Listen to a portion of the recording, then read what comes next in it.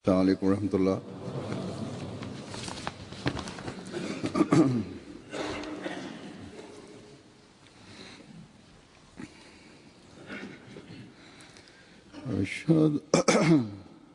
أشهد أن لا إله إلا الله.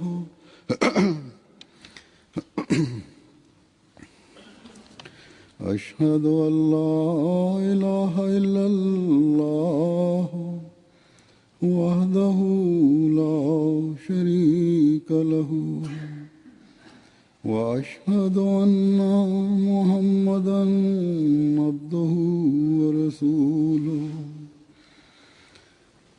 أما بعد فأعوذ بالله من الشيطان الرجيم. بسم الله الرحمن الرحيم. الحمد لله رب العالمين. الرحمن الرحيم. مالك يوم الدين. إياك نعبد وإياك نستعين. اهدنا الصراط المستقيم. صراط الذين أنعمت عليهم غير المغضوب عليهم ولا الضالين.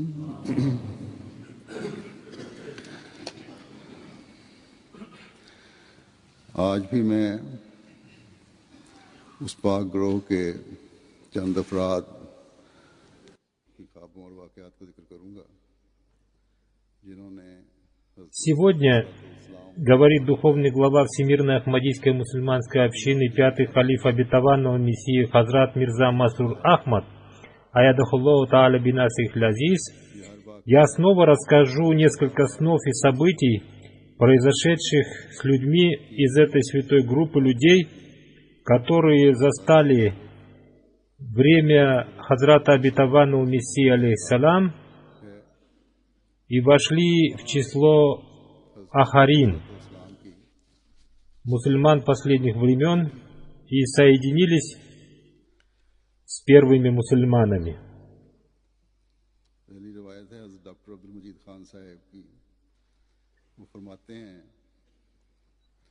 Каждое событие, в котором проявляется святая сущность обетованного Мессии Махди алейхиссалам, его связь со Всевышним Аллахом, его самозабвенная любовь к посланнику Аллаха, саллаллаху алейхи вассалям, является доказательством истинности Хазрата обетованного Мессии алейхиссалам. Первое повествование передал Хазрат доктор Абдуль-Маджид хан.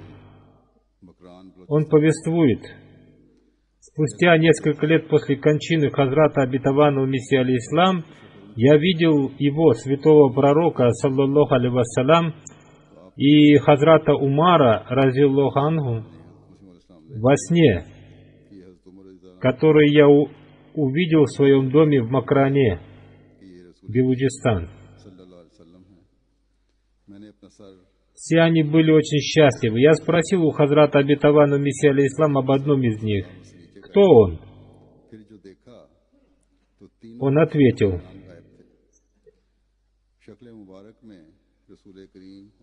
это Хазрат Умар, разиллаху анху. Затем, когда я второй раз спросил его, а это кто? Хазрат обетованный Мессия алейхиссалам сказал: это посланник Аллаха, саллаллаху алейхи вассалям. Когда я склонил свою голову от стыда, и все эти три прекрасных человека исчезли. Благословенные лица святого пророка, саллаллаху алейхи вассалям, и Хазрата обетованного Мессия алейхиссалам были похожи. Хузур поясняет, то есть Всевышний Аллах в этом сне привел доказательство того, что Хазрат обетованный Мессия алейхиссалам являлся отражением святого пророка, саллаллаху алейхи вассалям. Следующее повествование о Хазрата Мия Гулама Хусейна Бахати.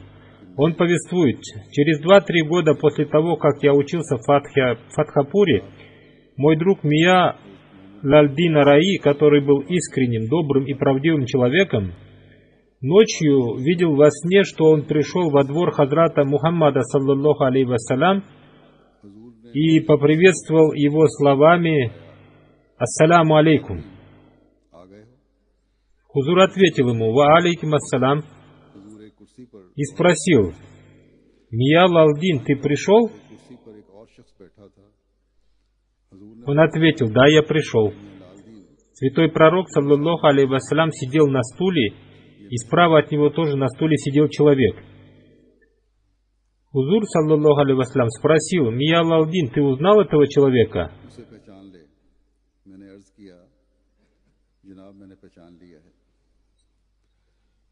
«Он есть Махди, признай его». Я ответил: «Я уже признал его».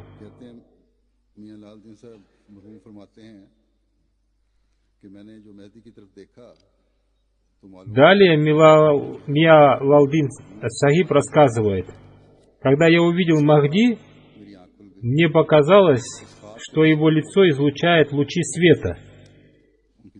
После этого он проснулся, и его характер сразу изменился. И он полностью склонился ко Всевышнему Аллаху и начал наставлять своих детей молиться.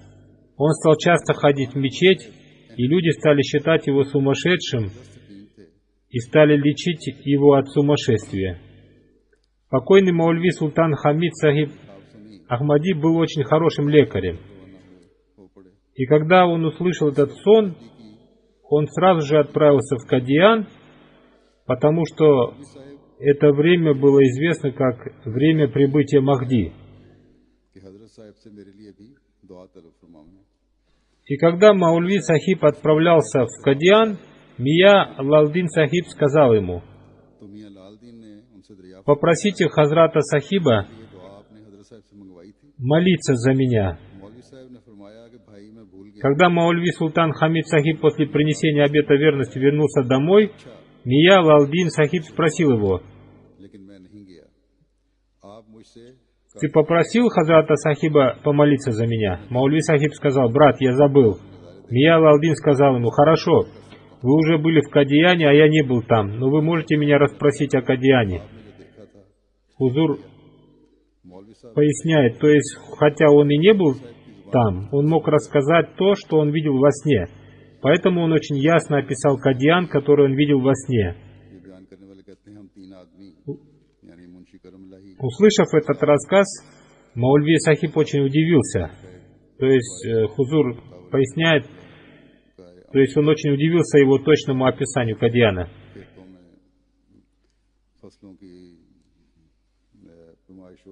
Далее повествующий говорит: «Мы втроем, то есть Мунши Карам Иляхи Гардавар». Хузур поясняет: Гардавар — это человек, отвечающий за финансы в земельном отделе, который измеряет участки земли и определяет налог на урожай. Я объяснил это подробно, потому что некоторые переводчики говорят, что им непонятны некоторые старые слова. Итак, он пишет: «Мы втроем, то есть Мунши Карам Илях Гардвар, Мия Рамазандин, Мианах и я отправили письма с обетами верности Хазрату обетованному Мессии алейхиссалам, и через несколько месяцев Мия Лалдин, я и Мия Мухаммад Яр, а также Мия Мурад Бакбан, мы вчетвером решили отправиться в Кадиян. Мы отправились в путь пешком и ночью пришли на вокзал Мия-Чану. Ночью мы встали на молитву Тахаджуд, после которой Мия Лалдин рассказал свой сон, в котором Хазрат Сахиб спросил: «Какую пользу вам даст то, что вы приведете с собой осла?»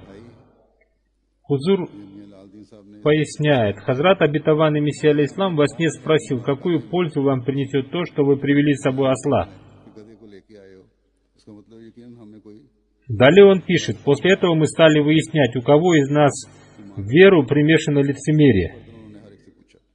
Хузур поясняет, то есть они поняли, что слова Хазрата обетованного Мессии алейхиссалам означают, что среди них есть лицемер. Далее повествующий пишет: «Тогда Мурад Бакбан сказал: Я пришел сюда для того, чтобы ты, то есть Мия Алладин, не остался там, а не для того, чтобы дать обет верности. И когда мы приехали в Кадиан, так и произошло. Мы на поезде приехали в Баталу, и оттуда под руководством Мия Алладина ровно в полдень мы пришли в Кадиан и вошли в мечеть. Было обеденное время, мы оставили свои вещи там. Хузур поясняет, вероятно, он рассказывает о втором этаже мечети Мубарак.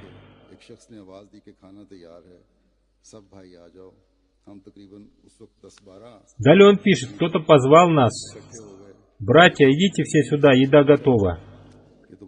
Нас собралось около 10-12 человек. Один из них спросил нас, из какой области вы приехали? Мия Алладин ответил, из Мултана.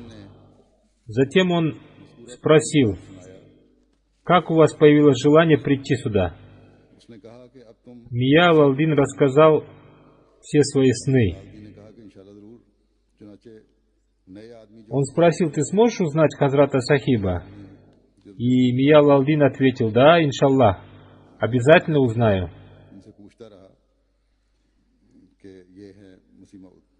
Поэтому, когда кто-то проходил рядом с ним, рядом с нами, его спрашивали, это обетованный Мессия? Мия Алладин каждый раз отвечал, нет, я видел во сне совсем другого человека.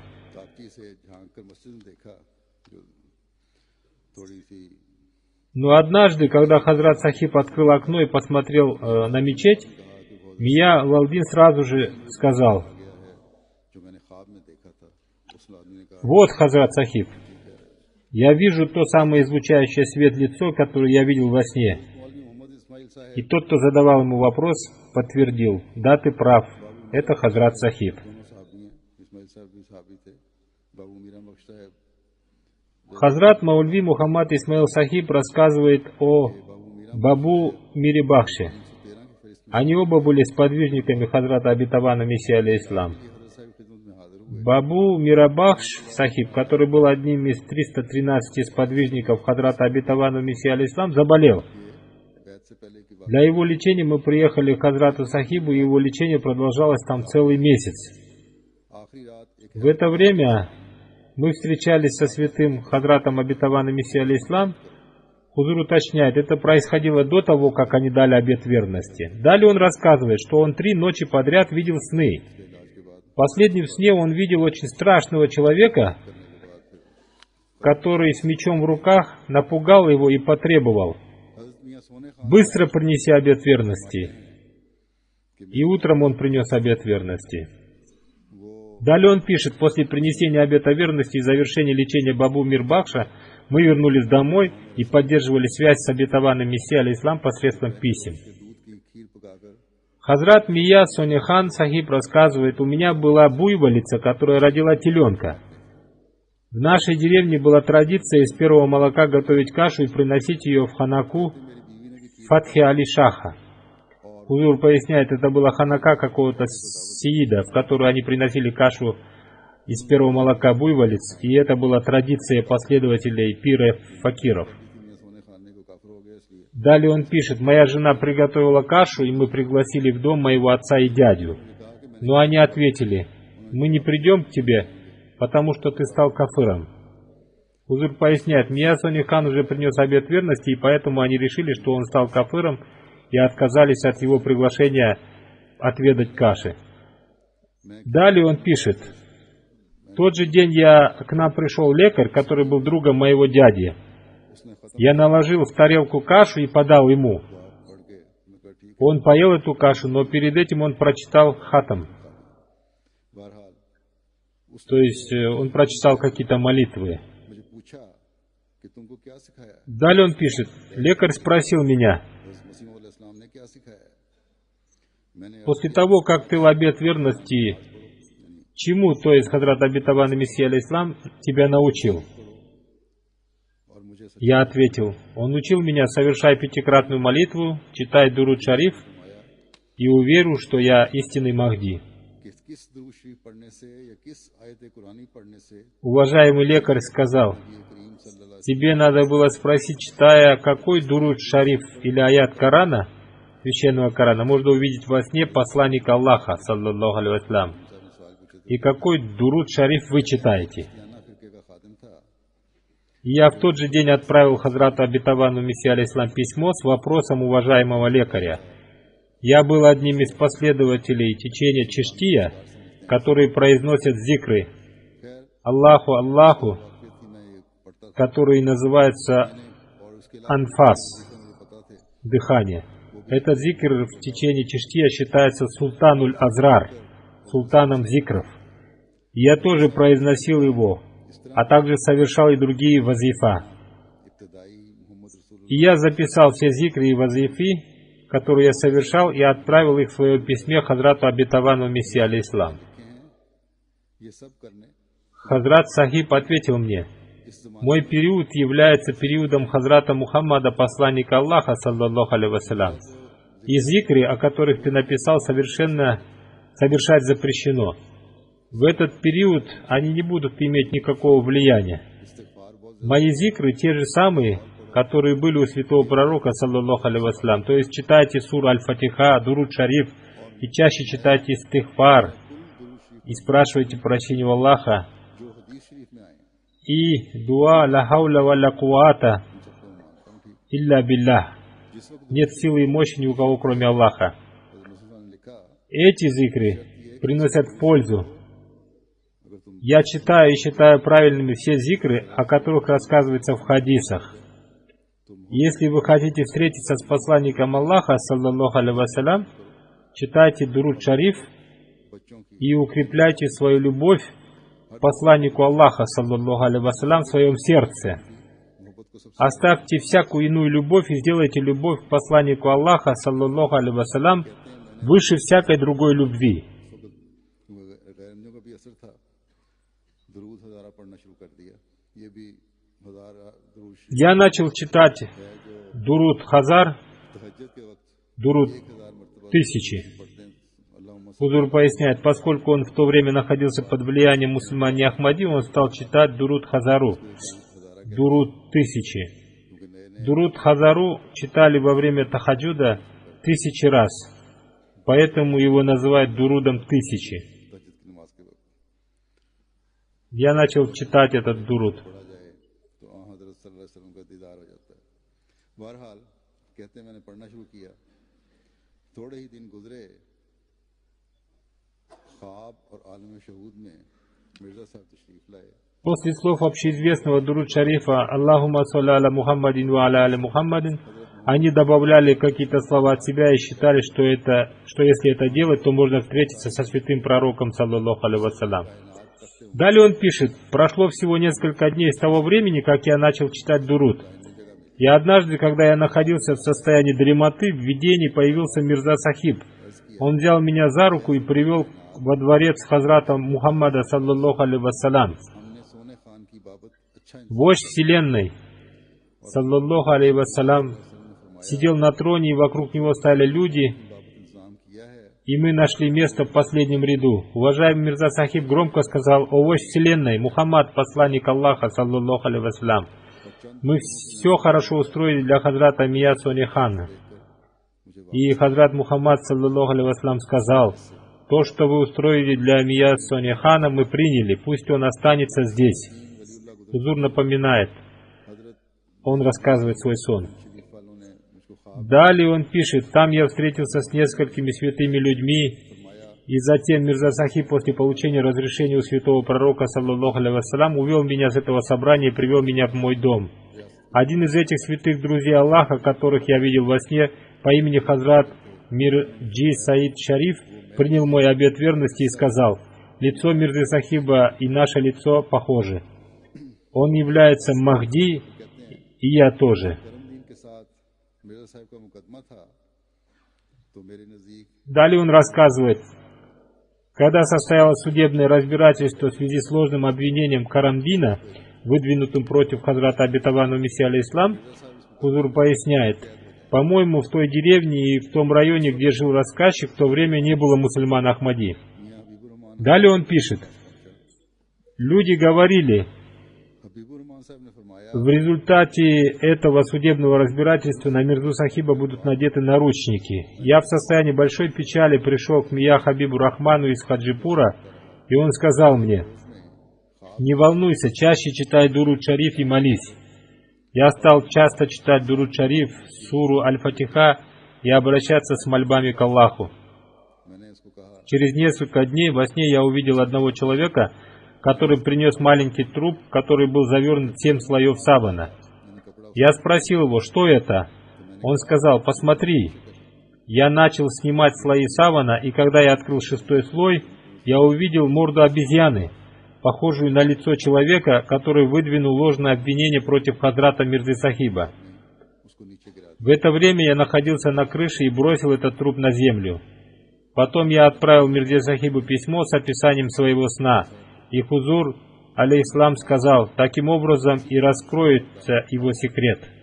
И впоследствии его секрет раскрылся таким образом.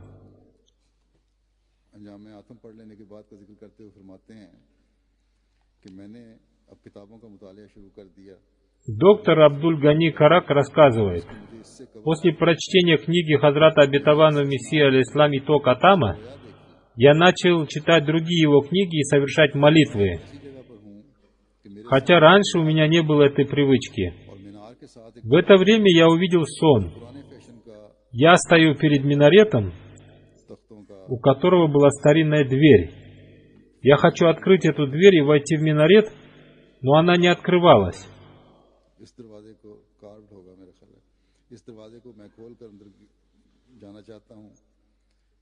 Я стал толкать ее со всей силой.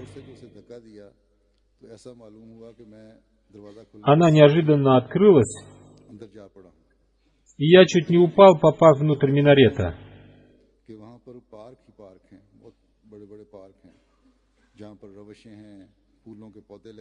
Я увидел там большие парки с дорожками, цветами.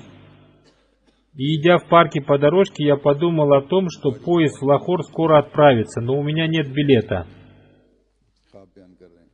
В это время один смуглый человек, который был похож на водителя, сказал: «Нет ничего страшного, что у тебя нет билета. Возьмись за ручку вагона и, стоя на ступеньке, ты сможешь доехать, но только не спи». Далее я увидел, что одной рукой я держусь за ручку вагона, а другой рукой тру глаза, чтобы не заснуть. И в этот момент я проснулся.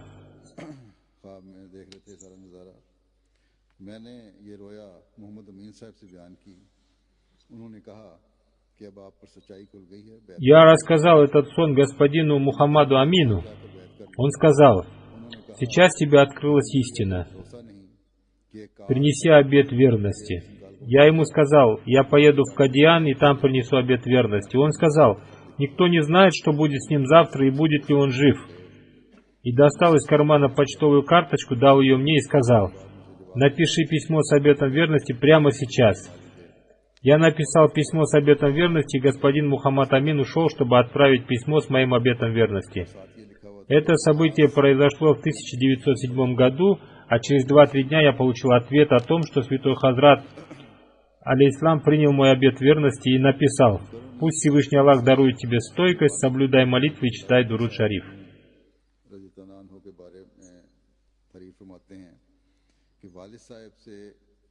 Уважаемый Мия Шарафат Ахмад Сахиб рассказывает о своем покойном отце Хазрате Маульви Джалалуддине, разъяллаху анху.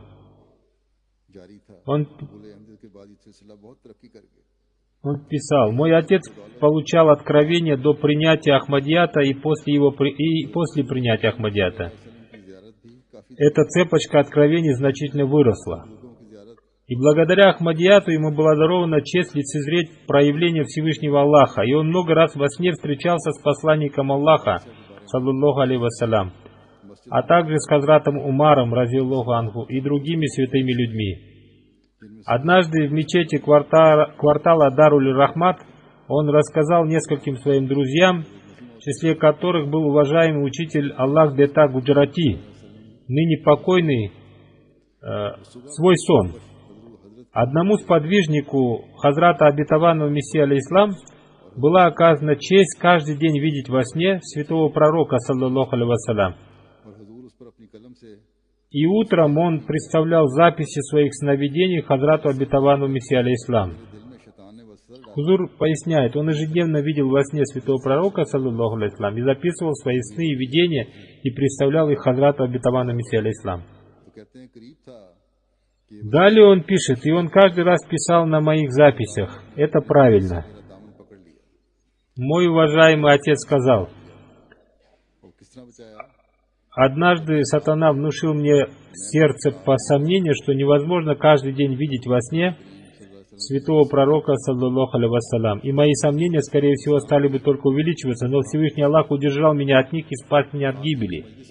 Хузур говорит, посмотрите, каким образом он спасся. Он рассказывает, ночью я увидел во сне, что я нахожусь в обществе святого пророка, саллаллаху алейхи вассалям, и там же находится Хазрат Обетованный Мессия алейхиссалам. Кто-то из присутствующих на собрании спросил святого пророка, саллаллаху алейхи вассалям, Хузур, в Коране говорится о городе Мекка, что тот, кто вошел в него, тот в безопасности, но Мекка не стала для вас местом безопасности. Вам пришлось найти убежище в Медине. Отвечая на этот вопрос, святой пророк, саллаллаху алейхи вассалям, сказал, никто не может одержать победу над Меккой, но я одержал над ней победу, потому что после моего ухода из Мекки Всевышним Аллахом было предопределено, что я одержу над ней победу. Это не весь мой сон, но оставшуюся ее часть я забыл, а когда я проснулся, было время тахаджуда, и я пошел в мечеть. Утром этот человек, уважаемый учитель Аллах Бета Гуджарати, тоже пришел к Хазрату Обетованному Мессии алейхиссалам и представил ему свой сон, записанный на бумаге. И Хузур своей благословенной рукой подтвердил этот сон. Я тоже читал этот сон, и он был тем же самым сном, о котором я рассказывал. В нем были те же самые вопросы и ответы, как и в моем сне. Хузур поясняет, то есть его друг увидел тот же самый сон, который видел он. Далее он пишет, таким образом Всевышний Аллах поддержал меня и спас от гибели. То есть сны моего отца были правдивыми.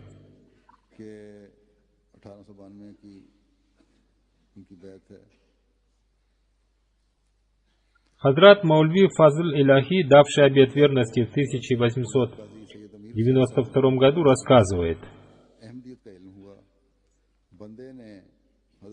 я узнал об Ахмадияте, когда я приезжал к покойному Кази Саиду Амир Хусейну. Для того, чтобы узнать о правдивости Хазрата Обетованного Мессии алейхиссалам. Последние 10 дней месяца Рамадан, дни Итикафа, я очень много молился и просил Бога в своих мольбах. О Всевышний Аллах, сообщи мне, нахожусь ли я сейчас на правильном состоянии или истинны ли притязания Хазрата Обетованного Мессии алейхиссалам. В ответ на это мне было показано во сне, что я совершаю намаз, но не по направлению к киблы. Кроме того, по причине затмения света было очень мало. Мне было разъяснено, это твое нынешнее духовное состояние. На следующий день после молитвы Иша я с рыданием молился и затем увидел во сне Хазрата Обетованного Мессии алейхиссалам, который сказал мне, основное время принятия мольбы – это время второй половины ночи. Подобно тому, как молоко появляется в груди матери, тогда, когда рыдает ее ребенок, рыдание в мольбах, совершаемых во второй половине ночи, приближает милость Бога. После этого я, искренний раб Аллаха, стал преданным слугой Хазрата Обетованного Мессии алейхиссалам. После этого, благодаря пребыванию в святом обществе Хазрата Обетованного Мессии алейхиссалам, однажды, когда я находился в положении простирания ниц в молитве Тахаджуд, мне было явлено видение ангела с пречистым лицом. В одной его руке был красивый белый кувшин, а в другой красивый нож. Он сказал, я пришел для того, чтобы очистить меня. Я сказал, хорошо, если хотите, очистите меня. Он разрезал ножом мою грудь и хорошо омыл всего меня изнутри. И при этом я не ощущал никакой боли, и у меня не было никакого страха. Когда он исчез, я подумал, что мне надо совершить утреннюю молитву, но мое тело разрезано, и я не знаю, смогу ли я ее прочитать. Я начал двигать своими руками и ногами, но не ощущал никакой боли и полностью пробудился. После этого я совершил молитву фаджр. Хазрат Миаджан Мухаммад Сахиб рассказывает: по милости Всевышнего Аллаха, несмотря на то, что я с самого детства слышал слова противников Хазрата Обетованного Мессии алейхиссалам, я не стал его противником. Когда мне было 15-16 лет, я приехал вместе со своим ныне покойным отцом в военный городок в Мултани, потому что мой покойный отец был секретарем одного богача. Я получил там работу в военном городке за 4 ана в день. Наступили дни Рамадана, во время которого мы соблюдали пост. После праздничной молитвы мы пошли на прогулку, и после молитвы Аср я уснул на кровати. Стояли летние дни, и я проспал до времени тахаджуда. Во сне я увидел сон, в котором в день праздника я приехал в свою деревню Хейла, и мы вместе с моим отцом пошли на место совершения праздничной молитвы. Это место находится на западной части нашей деревни, а во сне я увидел его на востоке, поэтому мы все пошли на восток. А после совершения молитвы, когда мы шли домой, на песчаном холме мы увидели красивый квадратный камень. Я посидел на нем, а потом решил оттолкнуть его в сторону.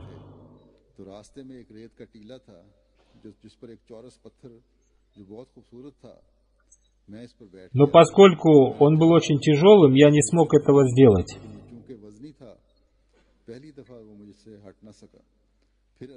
Но когда я с именем Аллаха собрал все свои силы, я оттолкнул камень в сторону,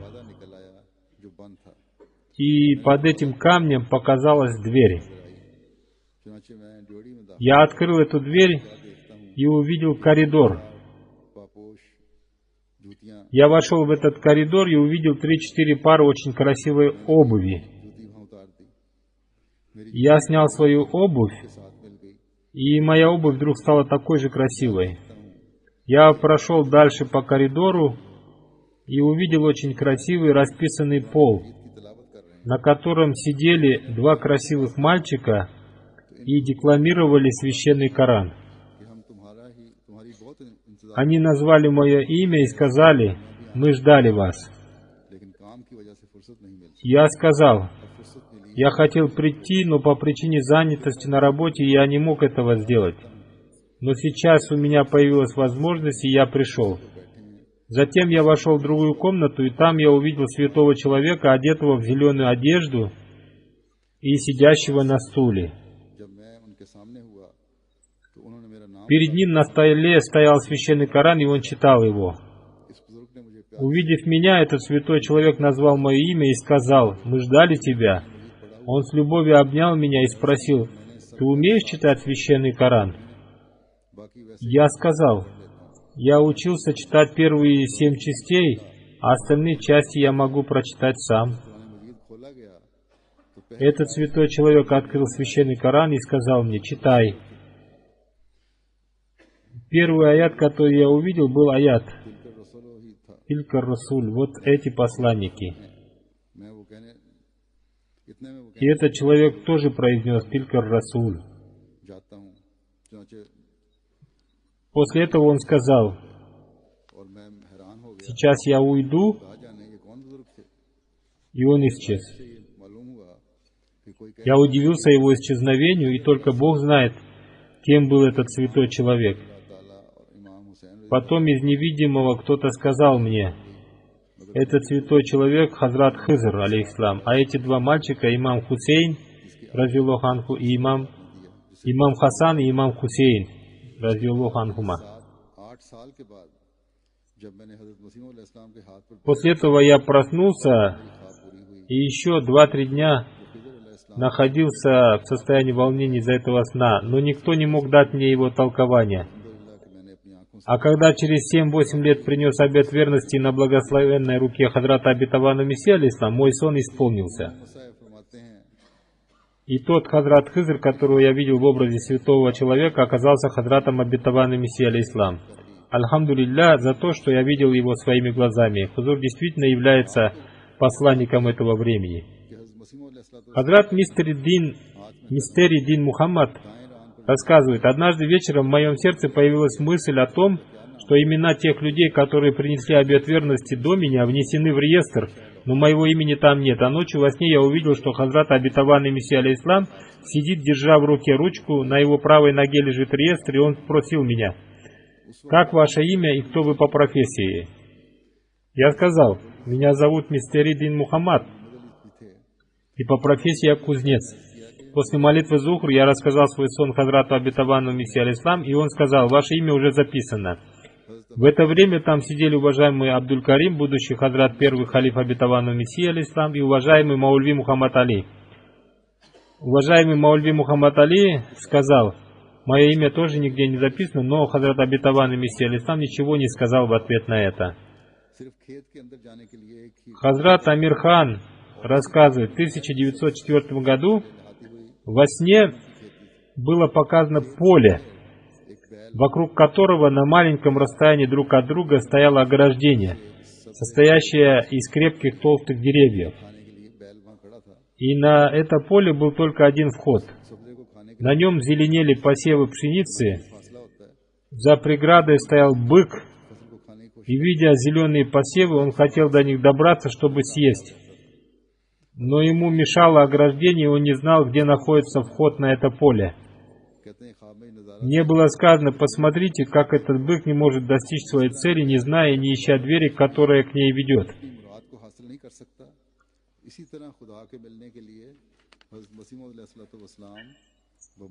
Хазрат обетованный Мессия алейхиссалам является дверью, ведущей к Богу. И человек не может найти Бога, пока он не войдет в эту дверь. Потому что Всевышний Аллах назначил его преданного слугу святого пророка, саллаллаху алейхи вассалям, имамом этого времени. Хазрат Амир Хан Сахиб рассказывает: однажды во сне я увидел служителя гостевого дома шейха Хамида Али, который раньше был слугой Хазрата обетованного Мессии алейхиссалам. Он раздавал гостям вяленые арабские финики, стоя среди людей. Финики были накрыты белой салфеткой. Когда он открыл салфетку, финики показались мне очень крупными, красивого цвета, свежие и сочные.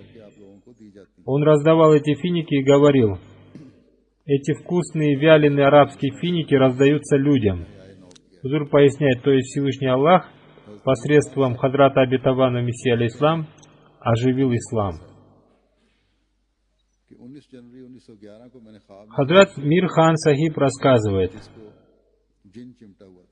19 января 1911 года во сне я видел одного сикхского мальчика, который был одержим джиннами, и люди посредством произнесения мантр пытались освободить его от них.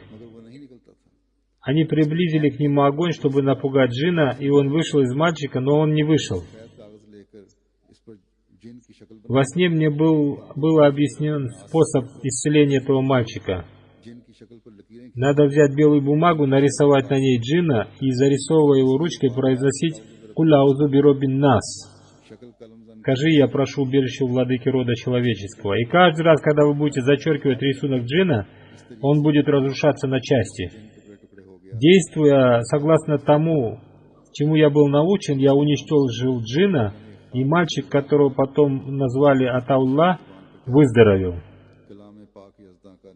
Когда я пробудился ото сна, мои губы произносили следующее стихотворение Хазрата обетованного Мессии алейхиссалам. Нет слов, подобных словам священного Корана: свят Бог и пречист Бог, будь это жемчуга Омана или драгоценные камни Бадахшана.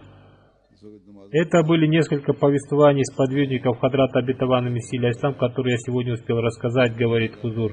Пусть Всевышний Аллах увеличит степенями в раю этих сподвижников и укрепит веру их потомков. После пятничной молитвы я возглавлю заупокойную молитву двух покойных. Имя первого из них — уважаемый Абдуль-Маджид Догар. Он долгое время жил в рабве, по-моему, он всю свою жизнь прожил там. Из рабвы он выезжал, возможно, только по делам. Однако несколько последних лет он жил в Швеции. Он скончался 23 декабря 2012 года в возрасте 82 лет. Инна лилляхи ва инна иляйхи раджиун. Уважаемый Абдуль-Маджид Догар был сыном Хазрата Чарага Мухаммада, учителя, радиаллаху анху, из Каре, и внуком Хазрата Амр Бахша. Они оба, то есть его отец и дед, были сподвижниками Хазрата Обетованного Мессии алейхиссалам. У него с братьями были разногласия относительно того, чьим учителем был их отец. И насколько я помню, и это подтверждают его сыновья, его отец Хазрат Чарак Мухаммад учил третьего халифа Обетованного Мессии, и рахимуллаху тааля, и мой отец, они были почти ровесниками с третьим халифом Обетованного Мессии. Разница составляла всего 1,5 года. Сказал, что он тоже учился у Хазрата Чаран Мухаммада. Некоторые люди говорят, что он также учил и четвертого халифа Обетованного Мессии, рахимуллаху тааля. Словом, он был родом из деревни Каре, что недалеко от Кадиана, и Абдуль-Маджид Догар был его сыном. Господин Догар обладал многими хорошими качествами. Он имел прочную связь с Ахмадийским халифатом. Люди рассказывают, что когда говорилось об Ахмадияте, из его глаз текли слезы. Он с большой любовью и уважением относился к миссионерам и тем людям, которые посвятили свою жизнь служению религии. Я тоже видел, говорит Хузур, что он относился ко мне с таким чувством, что его глаза постоянно источали любовь. Он был простым и искренним человеком, активно участвующим в финансовых пожертвованиях, совершающим тахаджуд, взывающим к Аллаху с мольбами и помогающим бедным людям. Он был очень добрым человеком с высокой нравственностью и очень преданным. Он имел большую страсть к проповедованию и не упускал ни одной возможности учить, и это является знамением человека, следующего по пути богобоязненности. Миссионер общины в Швеции пишет про него. Абдуль-Маджид Догар написал письмо королю Швеции, президенту США Обаме, папе римскому, и отправил им книгу Хазрата Обетованного Мессии алейхиссалам «Философия исламских учений». Когда он лежал в больнице, он также подарил всем врачам эту книгу, и когда он давал кому-то книгу, он брал с него обещание, что тот обязательно прочитает ее. В 2005 году, когда я выступал с проповедью о движении Васият, говорит Хузур, он еще не вступил в это движение. Но во время моего визита в Швецию я ему сказал, что все члены семьи Догар обеспеченные люди, и поэтому им необходимо это сделать. Я не помню, но его братья и сыновья напомнили мне, что когда-то я сказал, что я не оставлю ни одного Догара без того, чтобы они не подписали васият. Абдуль-Маджид Догар собрал всю свою семью, и они все подписали васият.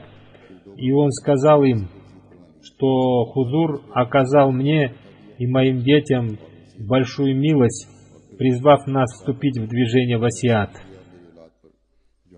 Миссионер Швеции господин Ага Яхьяхан говорит,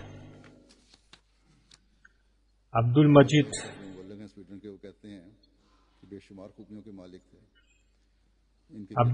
Догар был человеком, обладающим многими достоинствами. Его характер и манера говорить свидетельствовали о том, что он является потомком одного из подвижников Хазрата Обетованного Мессии алейхиссалам. Он имел большую страсть при преподавании и прочную связь с Ахмадийским халифатом. Когда мы проводили кампанию по распространению брошюр, он всегда имел их при себе, чтобы раздавать людям. Он никогда не тратил своего времени напрасно. В свободное время он приходил в библиотеку миссионерского центра и читал книги. Когда миссионер общины предлагал ему попить чай, он говорил: «Не тратьте на меня время. Я пенсионер, и у меня много свободного времени, а вы миссионер, и ваше время очень дорого». Пусть Всевышний Аллах дарует возможность его детям быть преданными и выполнять свой обет верности, пусть он возвысит покойного степенями в раю и обратится к нему с прощением и милостью.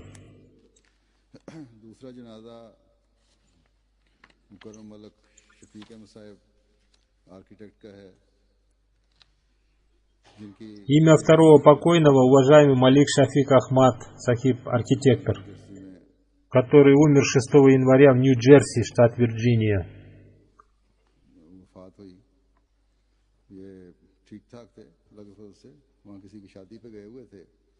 तो शादी के पे अपने बेटे को कहा कि वक्त है काफी, По милости Всевышнего Аллаха он был здоров и поехал на чью-то свадьбу, и перед началом церемонии он сказал своему сыну: для совершения молитвы еще достаточно времени, и после того, как он совершил омовение, он вышел на улицу, ему стало плохо. Его сын в это время еще совершал омовение, и он сказал одному человеку, мусульманину Ахмади, который сидел на скамейке, что ему плохо. И когда тот встал, чтобы помочь ему, он упал.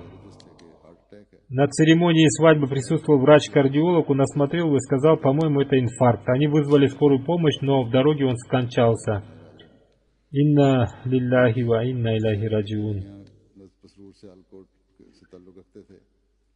Его семья была из Шахра, как и Зая Пасрур Сиалкота. Его уважаемый дед Малик Мир Мухаммад принес обет верности в 1924 году. После этого, по милости Всевышнего Аллаха, эта семья стала очень искренней и развивалась в Ахмадияте. В 1968 году он получил диплом инженера и работал в Министерстве обороны. А затем в течение 4-5 лет он работал в Ливии, а затем в Лахоре в департаменте городского развития. После выхода на пенсию он уехал в США. Там он тоже служил общине. В период правления 4-го халифа обетованного Мессии, рахималлаху тааля, был создан отдел по строительству, и он имел честь служить в нем. Он сыграл большую роль в расширении гостевого дома в Рабве, в строительстве зала для женской организации, в расширении мечети Мубарак в Рабве и строительстве здания суда в Рабве, а также в строительстве 100 домов в квартале Бьют-эль-Хамд, Бьют-эль-Хамд, дом благодарности, Бьют-эль-Хамд, для нуждающихся членов общины. Также других зданий.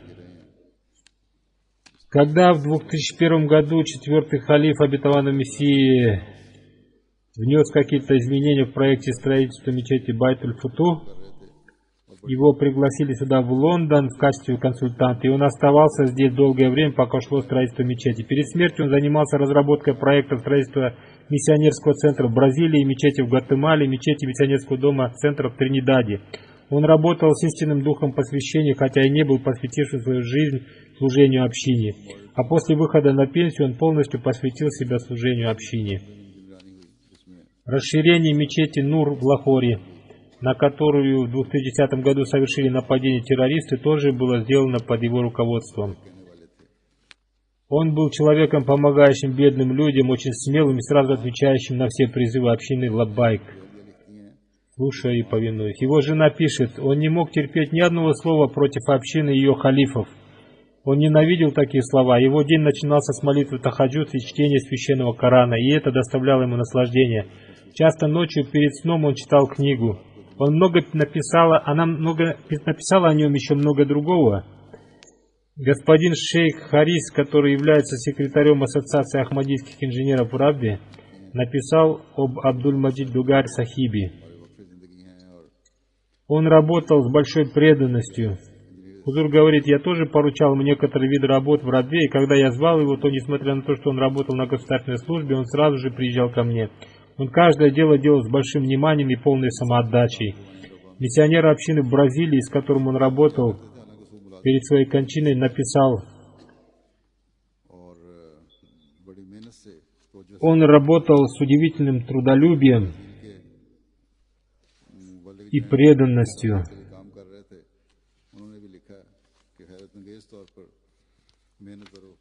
Пусть Всевышний Аллах возвысит покойных степенями в раю и сделает так, чтобы их потомки всегда были связаны с общиной и ахмадийским халифатом.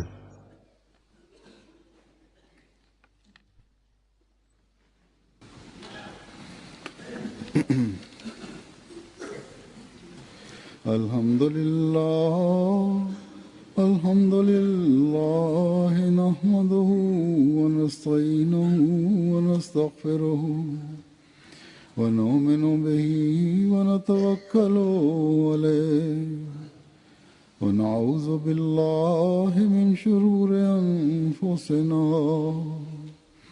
wa min sayyiati a'malina.